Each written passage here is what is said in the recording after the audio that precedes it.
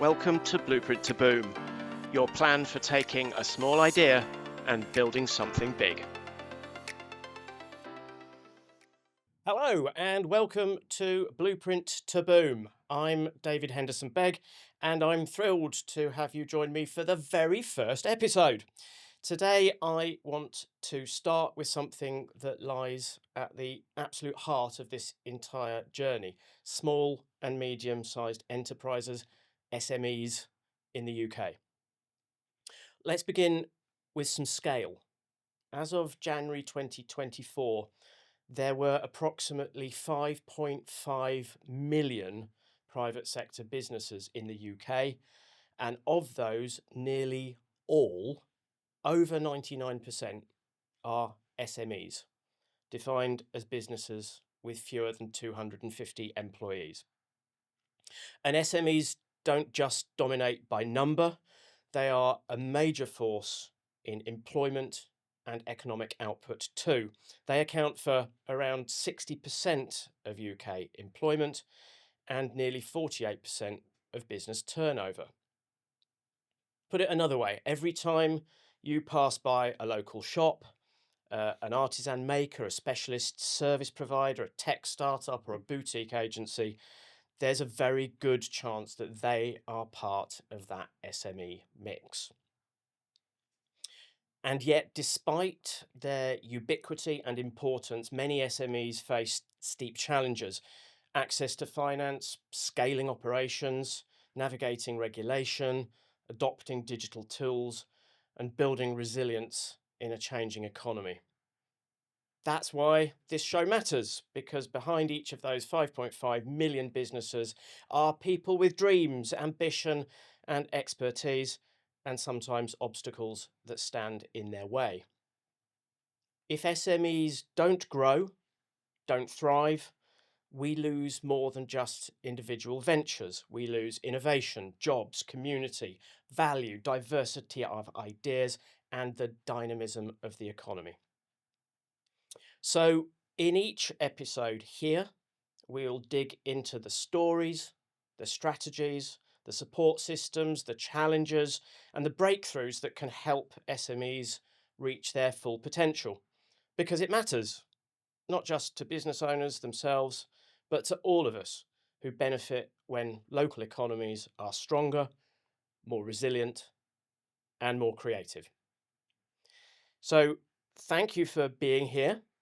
Let's get into it and let's build some momentum for SMEs across the UK to grow, thrive, and transform.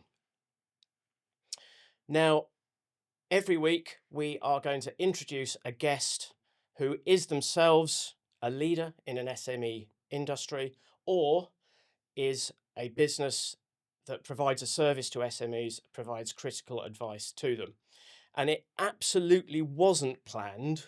It just fell this way that our very first guest is my friend and colleague, Matthew Dunn, who is the Chief Operating Officer of Labyrinth Technology, a managed service provider that looks after SMEs. Hello and welcome, Matt. Hey, glad to be here, and especially on the very first episode. So. I know, it's exciting. Before we dive into today's conversation, though, I want to check out, as we will do every week, what's happening in headlines. We're going to call this section Blueprint Buzz, and this is going to be a roundup of news stories affecting the small business world here in the UK.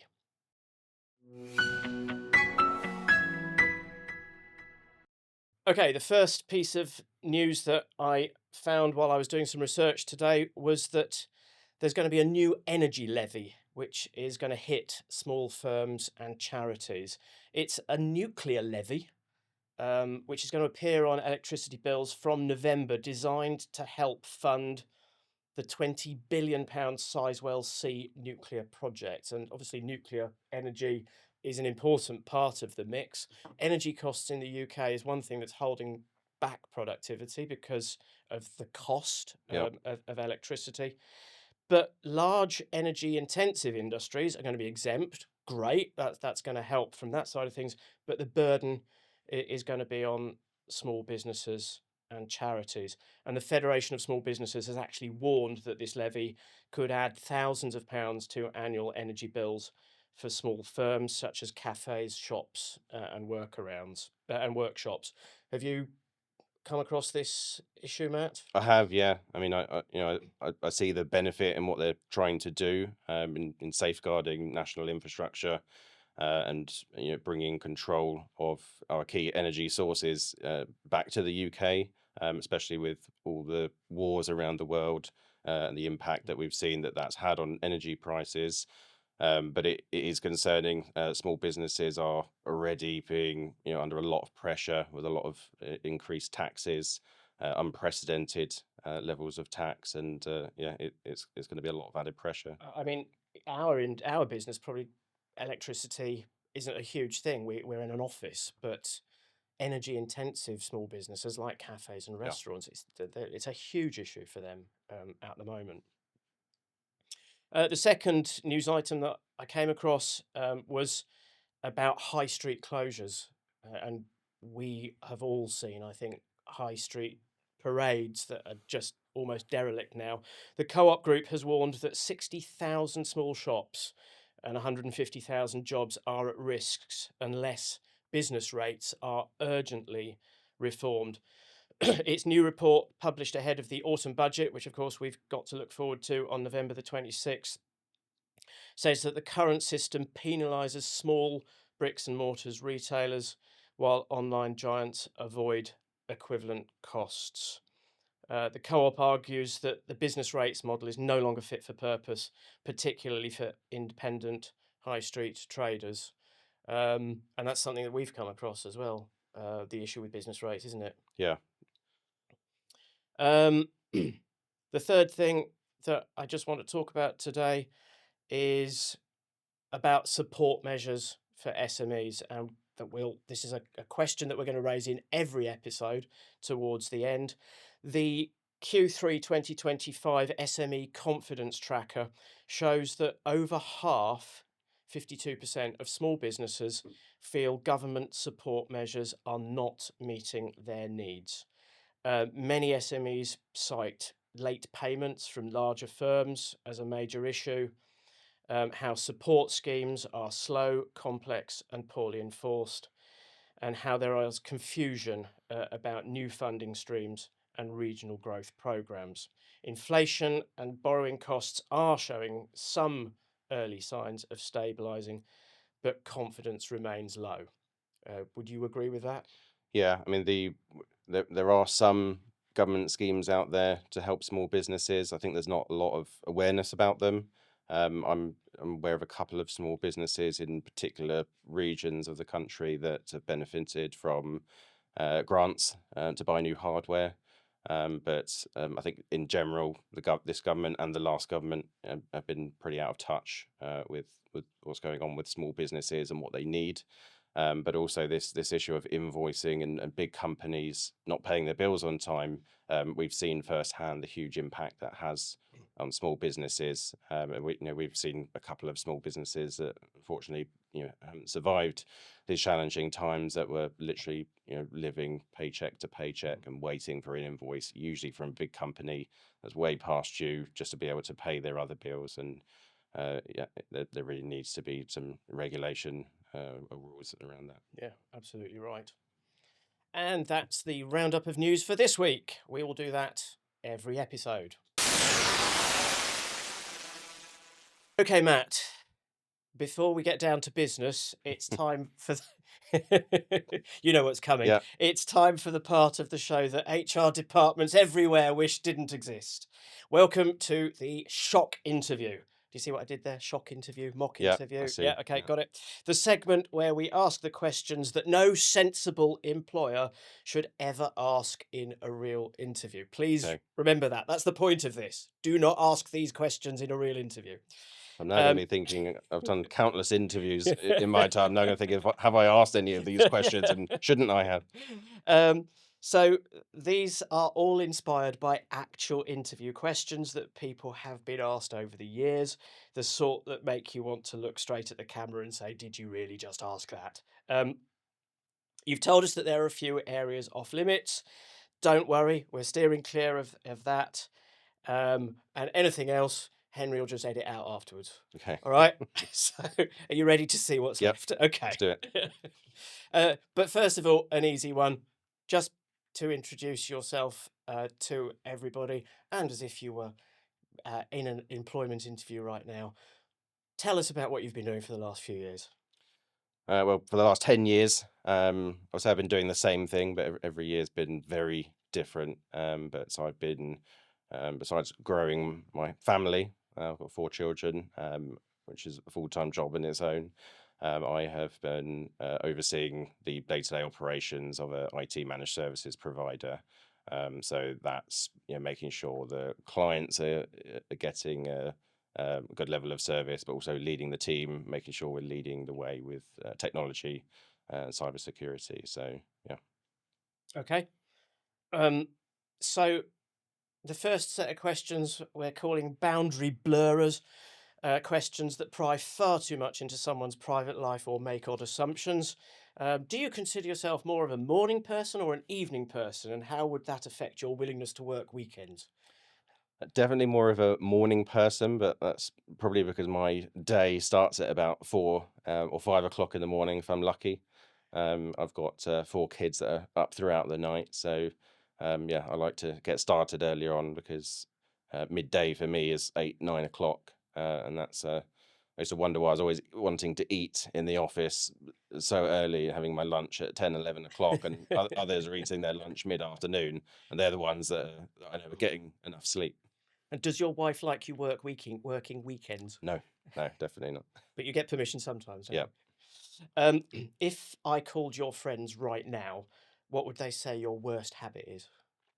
Probably not spending enough time with them, and being too secluded in what's going on in my family or work life. So yeah, definitely not coming out enough when I'm invited to the pub. Okay. What do you usually do on a Friday night? Sleep. Yeah, not a lot. Okay, Sit fair at enough. home. Okay, now some loaded or biased questions, which Okay. might include subtle discrimination or misplaced judgment disguised as personality fit questions. Okay. So, we're quite a young, dynamic team, but do you think you'd fit in? Yeah, I think I'd fit in. I'm quite forward thinking with technology and trends and that sort of thing. But yeah, I'd like to think that I fit in. Maybe others would disagree. Would you be comfortable working for someone younger than you? That's a good question. I think until I'm put in that position, then I don't know. It's I think it's something that a lot of people do struggle with, and they shouldn't struggle with it. But I think some people do struggle with it. Well, I personally hope that you're not going to be put in that position for quite a long time, just to be Okay. clear. Okay, unless David runs a coup, which is Okay. possible. Yeah. Okay. Do you have any family commitments that might get in the way of working late? Just a few. Just a few. Yeah. I mean, as I said, I've got 4 children and a wife that will be very displeased if I leave her dealing with those 4 children any longer than necessary. Um, okay, a few manipulative or impossible questions that test for the wrong thing or may try to trip you up. Um, and remember, these are real questions that people used to ask. It's like, why would you ask this? So, if you were an animal, which one would you be and why? I'd be a cat because they're quite self-sufficient. They don't need a lot of looking after. They're quite clean. They're quite organized, and they just sort of take care of themselves. I'm sorry, with cats, there is definitely something going on there. How so? Well, just in the way they are. There's a level of intelligence that we don't understand in Yeah, cats. Definitely, I'm sure of it. Um, what's your biggest weakness? And don't say perfectionism. perfectionism, OCD, pretty always wanting things to be perfect, and maybe letting it hold me back from getting 80% of the way there instead. Okay. And finally, some cringeworthy, awkward finishers. How would you feel about dressing a bit more corporate for the office, for client meetings? I'm all for it. I'm usually wearing a suit actually. I have very early on in my career, so yeah, I'm all for it. But I'm also not one to feel that everyone should dress suited and booted in the workplace. And actually, on a subject that's probably going to come up time and time again because it's a hot topic at the moment, where are you on the whole working from home, hybrid working thing? Well, that's a loaded I question. know, right? It's a difficult one because obviously there's two sides to it, and from the employee's perspective, we're living in a world where both typically both members of the both parents need to work, Mm. and trying to when you get to kids being at school age, trying to deal with school runs and things like that, it's a challenge. But from forgetting from the employer's perspective, especially when you're early on in your career, you've got a lot to learn. And if you're not, in an office, surrounded by, peers that you can learn from, mentors, role models, then it does impact you. So I think early on in your career, certainly I feel the office is the best, better place to be. People more mature and more senior level roles, having a balance is definitely beneficial. Yeah, I would agree. I think social skills and social development are so important, Yep. especially in people's formative years. When you enter the workplace at either 18 straight out of school or after you've done a degree, and then up until you're 30, you're still learning, Mm. you're still developing those skills. You cannot do that via Teams. You need to be in that group environment. I passionately believe that. Yeah, a lot of people see it as a trust issue, and I don't think it's necessarily the case. It's when it taking our business into account. We're an IT managed service provider, and 50% of what we do is customer service. And it's those conversations that you hear when people are on the phone with customers, and that you just don't get that if people are working from home. Yeah, that's absolutely right. Okay, final question. If you got this job, what would make you want to stay here forever? Other than money, I think freedom to freedom to explore ideas and obviously in my case technology, because I'm very passionate about that. I don't like to do the same things over and over again, especially in a rapidly evolving and world. and it is, and that's something we'll talk about more in a minute. Well, that's it.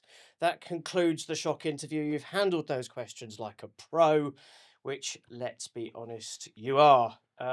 So it's a fun reminder that interviews should be about skills and potential, not about weird hypotheticals or personal details that don't belong in the room. So thanks for playing along, but to everybody listening, please don't ever try those questions at home or in the office.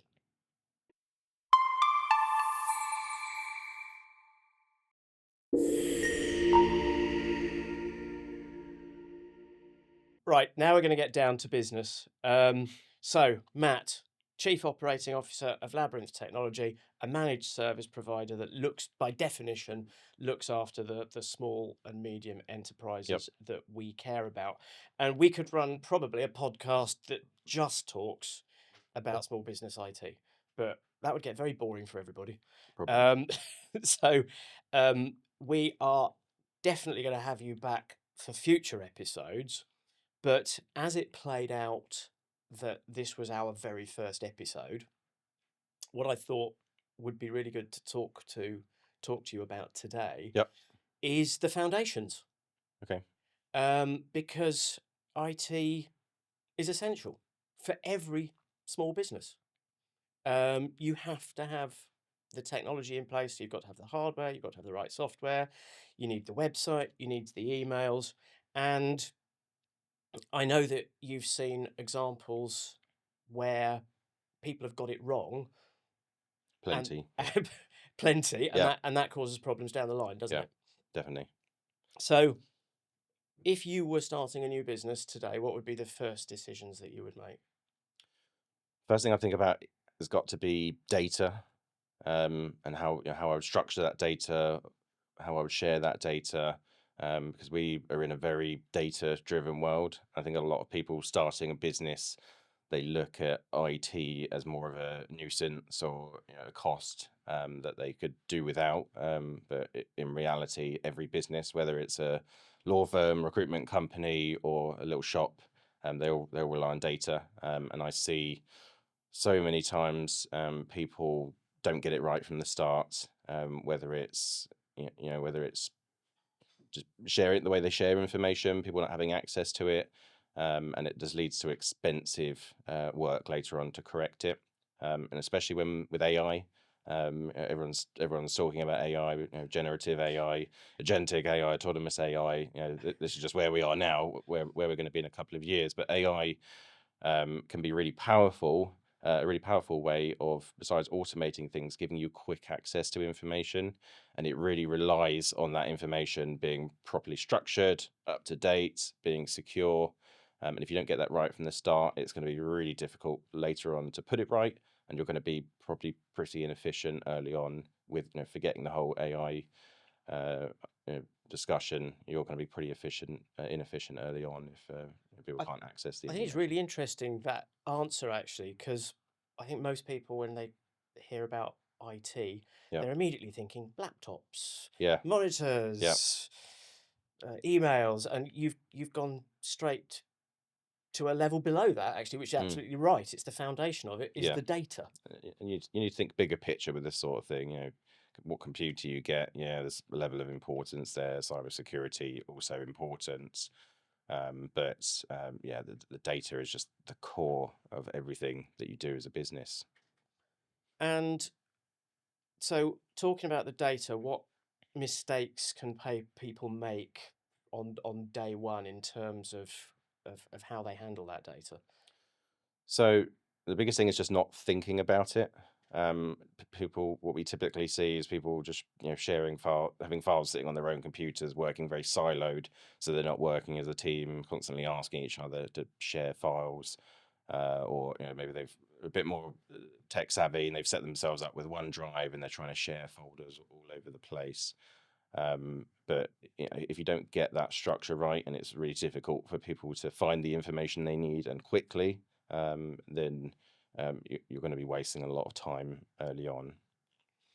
I think, and I know that this plays into the data conversation. I think one of the decisions that a lot of people are going to make early on, and actually it's possibly not even a conscious decision, which is the wrong thing, is whether to use Google or Yeah, whether to use yeah. Microsoft. So you're gonna have to come off the fence. I'm not saying you're on the fence, but I think people need to know what is the use case for those two different branches, because it's going to be a really important decision. Do I start with Google? Do I start with Microsoft? And what are the considerations that I should be thinking about? So we deal with a lot of small businesses that have started with Google, particular, with younger entrepreneurs that have started the business and been brought up using Google outside of the business world. And most of them reach a stage early on where they then have to invest in moving to Microsoft 365. There's a combination of reasons there. The biggest one is the security and management benefits that you get with Microsoft 365. Once you're a more matured organization, you need to start centrally managing security, computers, and that sort of thing in your business. And Google lacks that. So it's a huge roadblock, and it can be quite expensive and disruptive to deal with having to make that change later on. And siloing data, you mentioned as well, which you can segregate data Sure. differently with the different products, can't you? Yeah. So data is an important foundation. Yep. But what does a solid IT setup look like in that first 6 to 12 months? First 6 to 12 months, I company manage computers. Don't have people bring in their own device and all of that kind of thing. I know that there's a lot of cost pressures for a small business, but you need to think about cybersecurity. So the foundations for cybersecurity in place, company managed computers, a well thought out way of sharing information. That the tools that you use there are really going to vary depending on what sector you're working in. Whether that's something straightforward like Microsoft 365, SharePoint, OneDrive, or a POS system if you're a retail operation, but also an IT partner in place, a good IT partner in place, and I use the word partner intentionally there, that can help you, along your journey. You mentioned cybersecurity, Yeah. and that is absolutely a podcast episode Yes, it is. in Yeah, its own right. good for you. But can you come up with just one or two pieces of concrete advice that every small business should take Yeah. right at the beginning? Before I give some specific advice, one of the things I would say is that a lot of small businesses, startups, again, lots of cost pressure, and they see it as well. The bigger businesses are the only people having cyber attacks, and that's not the case at all. Most of them are small businesses. But if you're going to invest your hard-earned personal cash into starting a business, and your personal time into starting that business, then you need to make sure it's protected. You wouldn't buy your first house. It's very difficult to get onto the property ladder these days. You wouldn't buy your first house and then just not buy. You wouldn't not insure that house, just because of cost pressures. You would look after it, and the same applies to your small business. So again, get some advice on. You don't need a really expensive cybersecurity consultant, but just having someone in place to guide you, cover the basics. I can list out all the basics: multi-factor authentication, anti-malware. The list goes on. You don't need a massive cybersecurity budget to get started, but you do need some foundations in place. They don't cost a lot of money, and sometimes it's just about having your system configured properly. Especially if you're going to roll out Microsoft 365, get a professional to do it, get a professional to look after it, and they're going to make sure it's optimized and all of the out-of-the-box security is turned on at least. And have you come across situations where it's actually cost people much more money in the long run because they haven't put the foundations in place? Constantly, yeah. I mean, we've dealt with countless cyber attacks, always small businesses that didn't have good security in place, and some that went out of business. So very significant impact from those cyber attacks.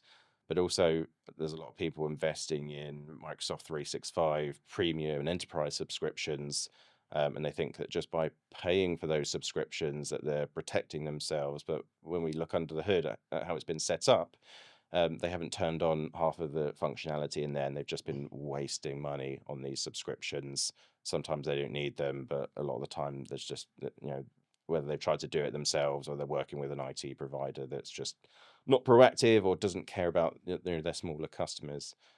One of the two, and it is a big cost. This is a really difficult question because it very much just depends on what size of business you're setting up and what type of business you're setting up. But can you give any idea of what sort of budget people should be putting on their IT to start with? In terms of setup costs or overheads, both. Setup costs.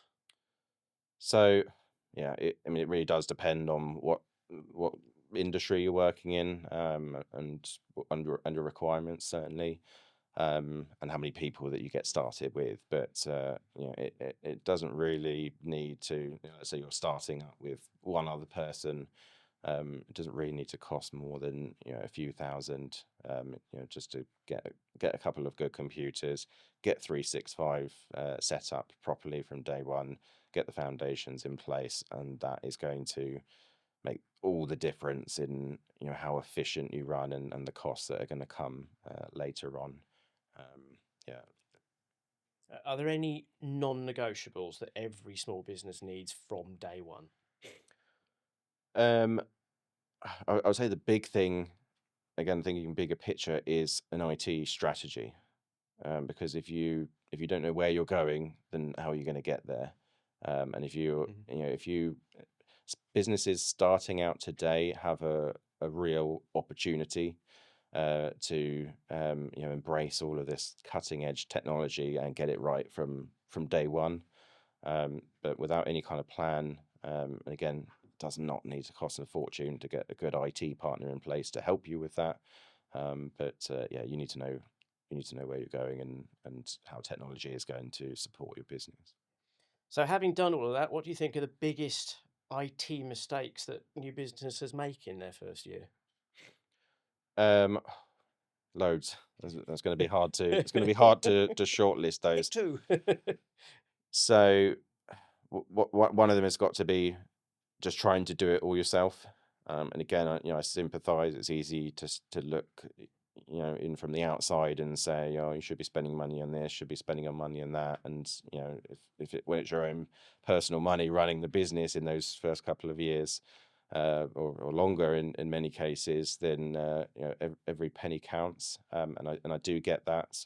But if you try and do it all yourself, it's going to be costing you more money in the long run. And the other side to that is choosing the wrong IT provider partner can be really detrimental to your business, because if you're just going for that cheapest quote or going for the biggest service provider out there, they're probably not really giving you the strategic advice that really is so essential in those early years and in the long term. Could there be some warning signs that they might have got something wrong? Um, I, Potentially, it's going to depend on what's gone wrong, I guess. But inefficient processes, lots of duplication of data. If you've got loads of different systems and you're stacking loads of tools and they're not working together, then yeah, if you're duplicating processes, you've got a lot of admin overheads in terms of admin intensive processes, besides the obvious slow computers and ransomware taking over your device. If you haven't thought of the security, those are the two key ones. Okay. I'm going to put a little break in here to ask you for your competition question that we asked you in advance to think of. Labyrinth Technology has very kindly put a Samsung Galaxy A9 Android tablet on the table as a prize for this season. So every episode we're going to be asking a question, and you'll be able to enter the answer to the question on our website and go into a prize draw to win this Samsung Galaxy tablet. So Matt, what is your question? What percentage of small businesses in the UK go out of business within 6 months of experiencing a significant cyber attack? Oh, wow. Okay. That's topical. Yeah, So, what percentage of small businesses in the UK go out of business within 6 months yeah, having experienced a cyber attack? yeah. Okay. Enter the answer on our website with a chance to win that Android tablet. Okay, so carrying on with our vein of getting technology right, how can we, as a newly formed business, how do we make the technology work for us, not against us? So the key there is working with someone that is prepared to actually sit down with you and understand your business, um, and talk to you about what your needs are, and your pain points are, and help you along that journey. Again, going back to the whole thing of choosing the right IT partner there. If you're just working with a massive company that's providing you a cheap, break fix type agreement, they're not really going to be offering you that kind of personal service. And in order to help technology work for you, you need to be an expert in technology, but you also need to have an understanding of how the business works, and having those people work together on that is essential. So, as an MSP, a managed service provider, and Yeah, they come in all different shapes and sizes, I I guess. sure do. Yeah. Okay. How would you pick one? It's difficult. There's a lot of bad managed services providers out there that give the industry a bad name. We see companies that change IT providers like a mobile phone contract every 2 years, and that's just the norm to them. Things that I would say is ask questions about the size of the company. You don't want to go for a company that's so small that they can't handle your business. I mean, every business has to start somewhere, but if you've got ambitious growth plans and you're working with a really low cost one man band, you might get a personal service from them, but what's going to happen, when Sorry, just restart the sentence and I'll cut yep. that out. All good. But what's going to happen when they're off sick, they're on holiday? But on the other end of the scale, if you work with a very large managed service provider, then there's a very good chance that they're just not going to be giving you that personal service that you need. And then on top of that, you need to be making sure you're comparing apples with apples. So, if you're getting these quotes that are really cheap and then getting quotes that are really expensive, expensive doesn't necessarily mean it's better. But you need to be understanding what's actually included, what the SLAs are, where the extra charges might be, so you understand what you're actually getting for your money and focus on value, not price. Yeah, well, I mean, that applies to everything, isn't it? Yeah. Like everything in life, you get what you pay for. But I Yeah. think with IT, it's even more important, isn't it? So thinking not just about the service provider, but about the services that you are purchasing, we hear a lot about the cloud Mhm. at the moment. So first of all, what is the cloud? Yeah, good question. I mean, the cloud it really is just someone else's computers, someone else's servers. But the big difference is, effectively it's data centers, right? So it's software or infrastructure that runs in someone else's data centers. It's their responsibility to provide and manage that infrastructure. But the massive difference between having your own servers and using the cloud is the enormous amount of resilience, redundancy that is usually built into these systems, so that they're highly available and the low cost. And you don't have to worry about supporting servers, infrastructure. That's someone else's problem. So it's very scalable. So just because you're using the cloud, does that mean that everything's safe? No, you mean you need to pick the right cloud solutions and not just pick them, but configure them properly. So you need to do your due diligence. We audit a lot of cloud service providers, and generally we see a lot of good things in place, but we've also seen some pretty horrendous things.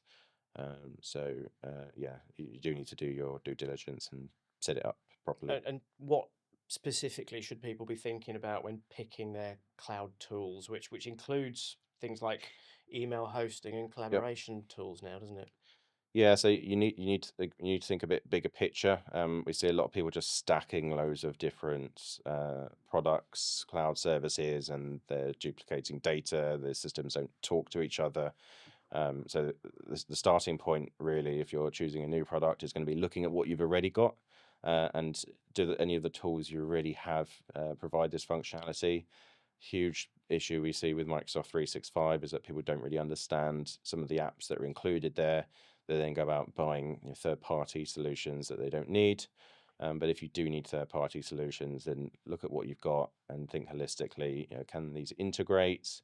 And are they scalable? Are they going to scale to your growth plans? Can you think of an example of some of the functionality in Microsoft 365 that a lot of people won't realize is there? Loads. So I'll list a few. Some of the top ones: Microsoft Bookings. Microsoft What Bookings. does bookings do? It's you can use it for a few things. You can use it to manage your own calendar, so people can book meetings in with you without you having to let them know your availability and go back and forth, trying to work that out. But also, if you're a company that provides some kind of service where you provide an appointment at a fixed slot, then you can use it for that. You could use it if you're a school for booking parents' evening appointments in. So yeah, it's most people don't know about Microsoft Bookings, and it's included in pretty much all of them. Also, Microsoft Planner is a good way of managing projects, managing day-to-day tasks, and Microsoft Loop. Good, Microsoft Loop is an interesting one. Tell us what Loop does. I always find this one hard to explain, but Microsoft Loop is another collaboration tool. It's an engaging way to share information, I guess, whether you're building a project or tracking tasks. or need to build some kind of knowledge base. It's an interactive tool for collaborating, really, and you can plug lots of different Microsoft solutions into it. What about Microsoft To Do? Okay. Yeah, this is one of the big problems with Microsoft 365 is that there are a lot of tools and features that can do the same things, and people get really confused, especially with files. But Microsoft To Do is another way of tracking your tasks. The key difference is that it's more focused as a personal task tracking solution. So you can, your flagged emails will pop up in there. You can create private tasks in there. You can share tasks with people in there, but not in the way that you can with Microsoft Planner, which is a lot more team and project focused. And so you mentioned there that an email that you've flagged in Outlook will come through to Microsoft To Do. Yeah. So there's a lot of interconnectivity There between is, all of these different things. a lot of people don't realize that. I mean, you can even see your tasks that you create in To Do in Microsoft Planner. So when people get confused about how to use these different tools, a lot of them actually are all looking at the same information. But yeah, Microsoft Planner, if you flag an email, a lot of people will say to me, I'm flagging emails, I'm creating tasks in this other third-party tool like Trello or Monday.com. And I've got all these different places where all my tasks are, whereas in reality, you can use a tool like Microsoft To Do or Planner just to do it all in one place, and you don't need to pay anything extra for it. Okay, so we've talked a little bit about the foundational data structure. We've talked a little bit about the software and the cloud tools. We haven't really spoken about the hardware at all much, which is what a lot of people, as I said a minute ago, will be that's when you talk about IT, they're just going to immediately, their brain is going to go to the laptop. Sure. So what should people be thinking about on that side of things? So one of the biggest things I have to say is if you're going to buy computers yourself, make sure you buy them with the professional business edition of Windows. Okay. What's the difference? What are the options? The computers that you buy with the home version of Windows are a lot cheaper, but you don't get the central management capabilities. You don't get encryption capability built in, which is through BitLocker. And more often than not, at some point, you're just going to end up having to pay a couple of £100 plus to upgrade it, because it's going to hold you back from doing something as your business matures. So I'd say that's one of the most important things. You do need to look at the hardware spec. You need to make sure you've got enough storage on that computer, and that's going to depend on how you're sharing information. If you're syncing loads of data to your computer through OneDrive, you're going to need a big solid state drive on there, which is where all of the data is stored, but also processing power, memory. You need to be thinking about what industry you're working in, what software you use. You need to understand what the requirements of those software are. Otherwise, you may end up wasting a lot of money buying the wrong thing. Let's get really geeky for a minute. Okay. So if you were starting a business, just an ordinary office job sort of business, tell us the spec of the laptop. I'd be going for a minimum of an i5 or an Ultra 5 processor. We never would use i3 or Ultra 3 in a business environment. In terms of memory, these days, 16 gigabyte of memory. Even if you're just using Microsoft Office, most of the time people are opening hundreds of Chrome or Edge or Firefox tabs, and they use a lot of memory. So from what we've seen, that's definitely the minimum. In terms of storage, 256 gigabyte SSD is a bit tight, but it's okay for some people. But I'd be aiming for that as a minimum. Okay.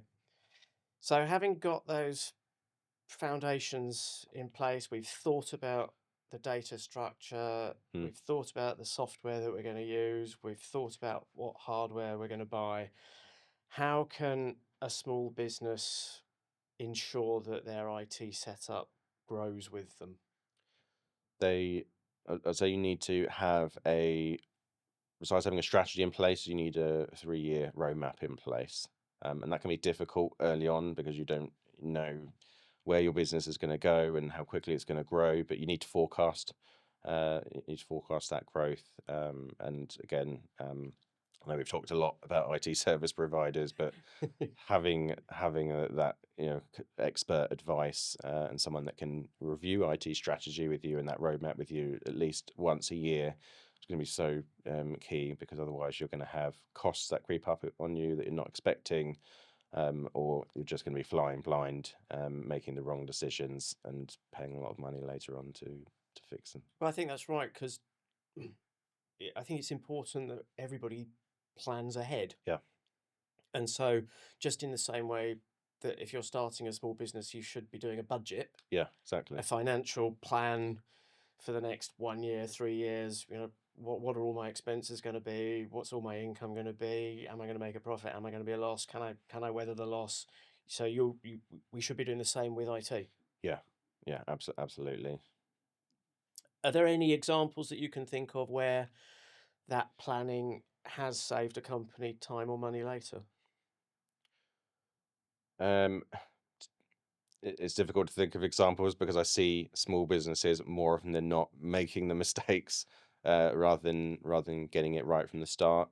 We did have a small business that we watched grow, to hundreds of employees from just 4. And early on, they made some major mistakes with their IT with that first business, and they ended up losing all of their company data. When they sold that business, they were then looking at starting a new business, and early on, before they'd even registered that company, they'd learnt their lesson. They were coming to us and talking to us about their requirements, getting the data structured properly, and it's made it a lot easier for them to grow and be efficient from day one. My final question here was how can small businesses make better technology decisions, even if they're not tech people? But I think You got the message, yeah. I think you've actually answered that Yes. question quite a lot. Yeah. But so let me put that a different way. If you're starting a small business, you are going to have a lot of costs. It's going to be Yeah. overwhelming. You've got staff costs, you've got rent costs, you've got tax costs, you've got health and safety, HR to deal with. Do you get a sense that people don't prioritize the IT enough? Yeah. And how can you help people to understand how important it is? Yeah, massively. I think it's surprising actually how much in this day and age, in this technology-driven world, that people still just see it as an optional extra nuisance, when really they can use it to having a leading edge over their competitors, and be efficient from day one. In terms of how, in the same way, if you're growing a business and you know nothing about accounting, there's probably an element of stuff that you can work out on Google, but you can go to your accountant. You're going to pay some money for their service, but that accountant is going to give you advice that's actually going to save you money, and make sure you're doing things strategically. Similar with IT, you're going to spend some money, having a consultant or a managed service provider in place, but they can also help understand what is your budget, because there's only the money. There's only so much money in those early days, so it's well and good saying buy all this stuff. You need it. The money has to come from somewhere. They can at least help you prioritize and say, right, look, if this is the absolute most that you can afford to take on monthly or invest at the moment, here's how you should prioritize that budget. So if you were setting up a small business with 4 people, roughly how much would that cost them a month or should that cost them a month in IT support? So, in terms of IT support, if you included the core Microsoft 365 licenses they needed, the foundations with cybersecurity, I'd say you're looking at about £75 a month per person. Stripping out those licenses, ballpark £50-60 per person. It's going to vary significantly between service providers and depending on the service. Depending on the service that you're getting, if you're looking at paying massively less than that, then you're probably under investing. And as a business owner, I'm always interested in return on investment. Yeah. So would you say that £75 a month is an investment? Yeah, absolutely. I mean, when you're trying to grow a business, the last thing you need to be dealing with is IT headaches, IT support issues, or your IT is not working with you for you because you don't have the right technology in place. All of that time, you don't have a lot of time when you're starting a business. You're probably working, long 7 days a week, long hours, and you need someone else to take that off your plate. Do you actually see that where business leaders are actually wasting their time and energy dealing with IT problems that they 100%. shouldn't have to be doing? Yeah, I mean, the IT support requirements aren't going to go away just because you don't have a service provider, and you'll tend to find people are just wasting time either because of downtime or trying to implement their own workarounds, doing things their own way. And senior people in the business, there might be one person in the business, whether that's the owner or someone else who knows a bit more about IT than the others, is then spending loads of time fixing people's issues. It's not an effective use of their time, especially when you're trying to grow and focus your efforts on that. Okay.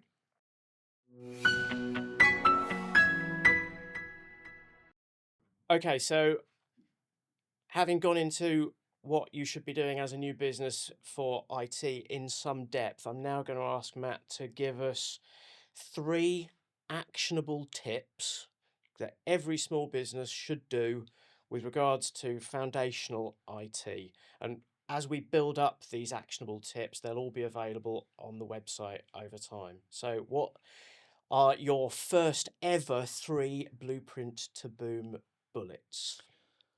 My first one has got to be put in place an IT strategy, work out what technology's role is in supporting your business as you grow.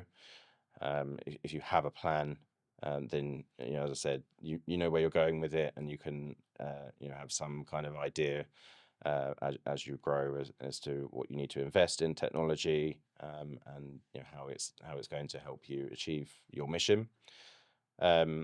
The second one is choose an IT partner. Again, partner, not service provider.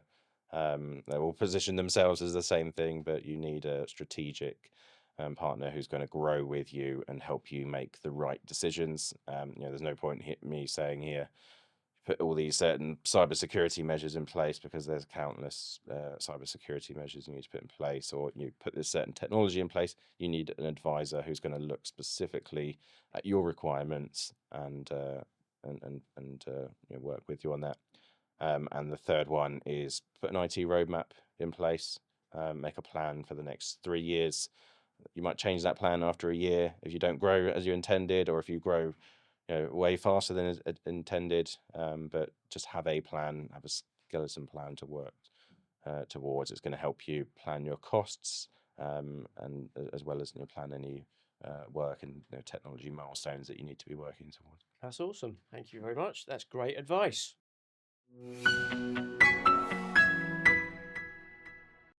Okay, so the final segment is the scorecard. Now, Okay. this is again, we're going to build up this over time. We're going to see the metrics on the website as we get the data in. I'm going to ask every guest the same questions, and this is about the situation for small businesses in the UK at the moment. I don't want this to be political. This Okay. if we can Yeah. avoid it. This is not about politics. Yeah.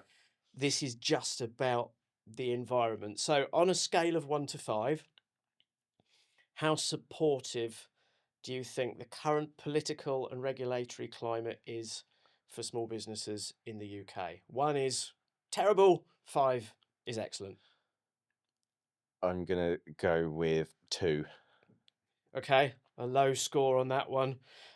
Regulation and red tape. How would you rate the level of bureaucracy small businesses face today? 1 is unbearable or 5 is light touch? I would say we're somewhere in the middle, 3. And there is a lot of red tape in the UK, but we've seen in the last few years some relaxing in areas, and especially one of the very on topic, AI. The UK is currently known as bit of to have a relaxed approach to AI regulation at the moment, and there's a lot of businesses investing in growing AI technology in the UK as a result of that. We'll probably do a whole episode on AI Yeah, in season got 2 to, or yeah. season 3 at some point, haven't we? Tax and incentives. How Okay. would you rate the tax environment for small businesses right now? Thinking about things like corporation tax, VAT thresholds, incentives like R&D credits. 1 is terrible, 5 is excellent. I've got to go with 1. We're seeing firsthand the impact that more and more tax is having on small business, and government being a bit out of touch with the challenges and budgets that small businesses have. So yeah, I'd say pretty poor at the moment. Access to finance, availability of funding and credit. In all honesty, I don't have too much experience in that area, so I couldn't really comment. Go on, based I'm on your gonna- perception, then pluck a figure out of thin air. I'm going to go with 2. We've got to have something on the dial. I'm going to go with 2. Okay. Infrastructure and skills. Okay. Digital connectivity, transport, utilities that small businesses rely on. Infrastructure, again, I think is becoming. I'm starting to sound very negative here, aren't I? Well, But no, I'm this gonna- I'm is gonna- an honest indictment, I think. I'm going to give it 2. I think especially the transport network in the UK is abysmal. The cost being is one of the biggest factors, and that's we talked about working from home, hybrid working earlier. Big part of why employees don't like to come into the work is transport costs, but also reliability. It's a big issue. Yeah, and I mean, in London, central London, Yeah. the road network is absolutely yeah. shocking. And Yeah, don't get me started on potholes. it's not even potholes. I mean, cycling and walking, both of which I do and I love doing, is great. But as a small business, you sometimes have to get to A to B faster, or carrying a lot of stuff, and you need that infrastructure to be in place and working. One of the things I've always found crazy, and I've been working in London the last 10 years, is you can't park anywhere. So, and there's no loading areas. So every time, the amount of times we're taking deliveries, or, we've got a internet provider coming to install lease lines, and they just accept it now that it's a cost of doing business, that they're going to have to park somewhere they shouldn't, and pay fines, because there is nowhere else to park. Their vehicle. And when people get a parking ticket, Yeah. because they're delivering something, Yeah. it's not them that pays for the ticket; they just pass it that on to the their customer. which, Yeah, which so is it's, something again, that's an element of fines and taxation that I don't think is always understood by people. Is that those costs just get passed on to the end user? yeah. I mean, I get there's got to be parking restrictions in place. If everyone could park wherever the hell they wanted to, then be it'd be there's all kinds of issues there. But for businesses, there's just businesses need to run. Okay, so final score on the dial: stability and confidence. I'm getting a sense here of which direction we're going in. How would you rate the level of stability and predictability in the UK policy environment for small businesses? 2. Okay. Thank you, Matt Dunn, Chief Operating Officer of Labyrinth Technology, for an informative and fascinating insight into the foundations of small business technology on the very first episode of Blueprint to Boom. Was it as painful as you thought it was going to be? No, much easier. There we go then. I told you it was going to be easy, didn't I? Thank you very much for staying with us for the entire journey. Remember to go onto the website and answer the competition question. We will be back with a full season of small business tips and tricks. So I do hope you stay with us.